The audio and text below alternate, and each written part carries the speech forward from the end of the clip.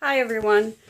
I kind of want to go over a topic with you guys because it's that time of year where everybody's really busy and bookings for the next couple months, like January and February, are usually pretty hard to do. So I don't know about you guys, but when I get done with the holiday season, I need a break. And my idea of a break is doing one party for the month of January and taking the rest of it off.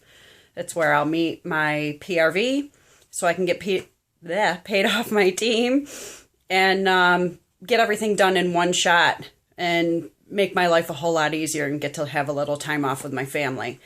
I kind of came up with this concept a couple years ago. It's called a mega party.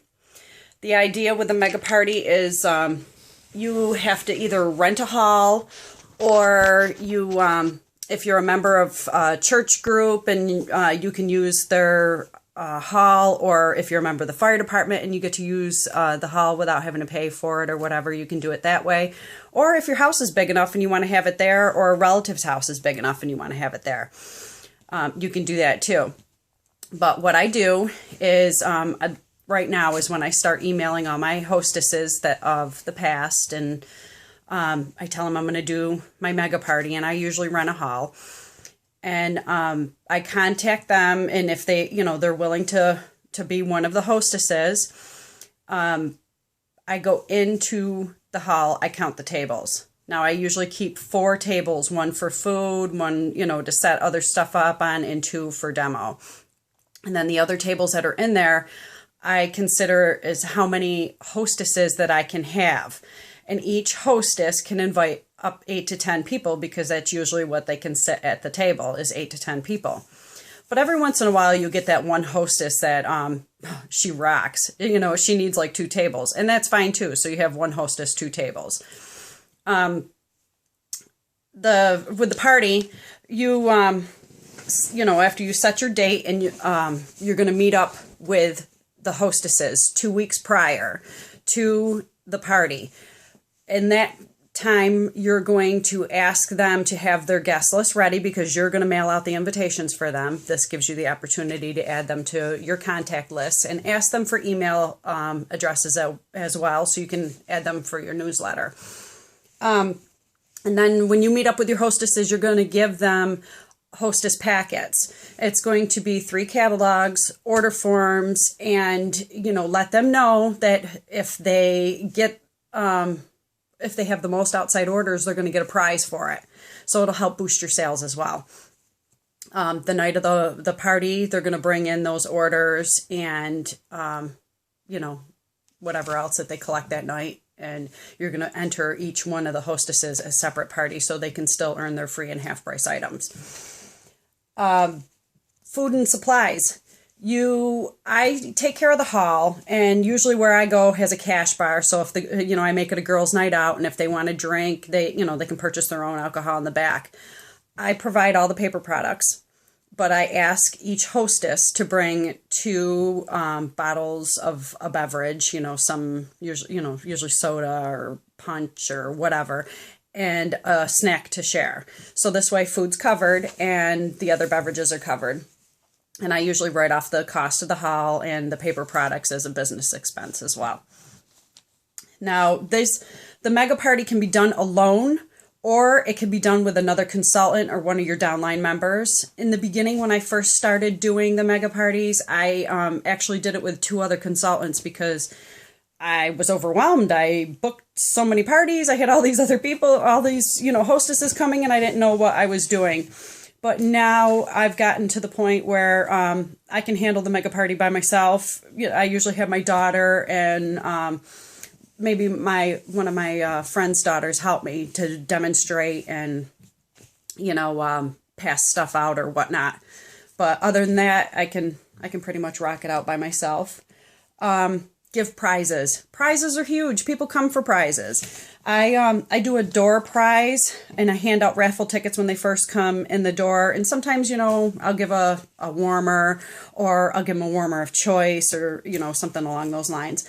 But I always, on top of what the hostess is going to win, or earn her free and half price items. I give prizes for the most guests in attendance, the highest party total, and the most outside orders. So it gets them excited, and it helps boost your sales more as well along those lines. You want to play games. I know, whoops, the sun's kind of getting a little bright there. I know that sometimes it can be overwhelming. It can be a little difficult and everything because, there's a lot of people in one room and you're trying to handle it yourself. So usually what I like to do is try to get everybody together, get to know each other, make sure they're all having a good time. I do a mega scavenger hunt. And what I mean by the scavenger hunt is I print out paper and there's 25 questions on it, like, find a hostess find a customer that came in a caravan, and they have to sign their name next to that, to that question. The first person that fills the sheet out is going to get a prize. And I do the oven mitt game, but when I do it, I have one present per table. So it's not the whole entire party trying to open up one present. Each hostess has their own present, oven mitts, and dice for each one. So, last year I had 6 tables going at the same time, playing the oven mitt game, and it was a riot. You should have seen the guys coming out of the bar. They thought we were fighting in the back room when we were beating up boxes. It was really funny. And I also like to do like a mystery consultant game that I come up with. And it's a bunch of different, like I have part of the catalog, like say the lampshade collection. I'll have a card made up for the lampshade when I'm doing the presentation. I draw a number and everybody is given a number at the start. And whoever pulls number 3 or whatever, they're going to come up. They're going to read the the description for the lampshade collection out in front, just like I would, standing up in front of everybody. So they get kind of an idea of how easy it is to do my job. And I give them a little something for helping me out, whether it's a sample of washer whiffs or a wax sample or something like that. But it's kind of, sparks the interest, like, hey, it's really not that hard to do. I can sell this stuff. I can get up here and talk in front of people. If you can get up and you can do something that quick and that easy and, rock it out, who knows? You could be signing your next new consultant just by watching these people, help you out with your demo. So it's another way to, get your feelers out there to see who's interested in joining and who isn't. January is a great month to do a mega party. Not only is it Bring Back My Bar month, but it's double the hostess half price items. And last year they did a join thing in January. I'm not quite sure if they're going to do it again this year, but the first 2, Bring Back My Bar and the double hostess half price items, are a guarantee. So you can use that as a booking incentive as well. I think that's about it with the mega party, but if you want to take January off, but you still want to get paid off your downline, or you want to get paid period, a mega party is the way to go. If you have any questions, let me know. I'd be happy to help you out, and hopefully you can rock out your January. Have a great day, guys. Bye.